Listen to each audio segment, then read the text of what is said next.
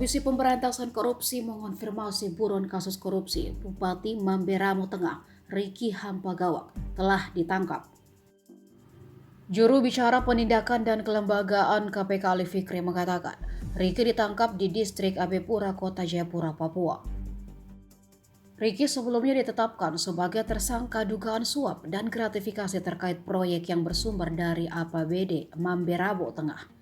Ricky kemudian melarikan diri saat hendak dijemput paksa penyidik pada pertengahan Juli lalu. Polda Papua menyebut Ricky sempat terlihat di Jayapura, namun keesokan harinya ia muncul di Pasar Skau perbatasan Indonesia-Papua Nugini. Ketua KPK Firly Bahuri memastikan Ricky kabur melalui jalur darat. Ia dibantu sejumlah oknum polisi dan TNI Angkatan Darat.